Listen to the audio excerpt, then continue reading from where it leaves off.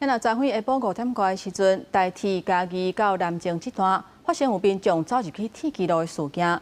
警消去到现场的时阵，这个民众已经明显死亡。昨日这个事故嘛，致使嘉义南靖这段暂时封起来，到暗时7点外才恢复通行。天色暗嘛，警察伫现场来来回回找线索。台铁嘉义南靖之间的西正线，吹3下到5点外，有人走入去铁轨路。 和一树二处自强火弄着，救护人员到现场时阵，看到人吊伫咧车底，已经明显死亡。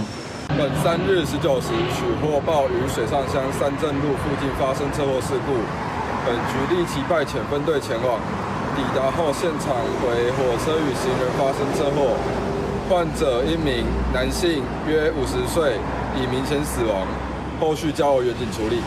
这件事故造成嘉义南靖双线车拢无法度过，上北路南的车拢有慢粉的情形，佮拄好是下班时间，列车无法度震动，真侪乘客拢被漂留伫咧车厢内，行程也受到影响。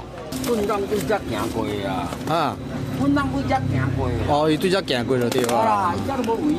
台铁伫咧事故发生后，随启动公车接驳措施，协助乘客改坐客运。 事故伫暗时7点半左右排除，恢复双向通车。所来警方会调相关的行车监视器影像，调查代志发生的经过。记者综合报道。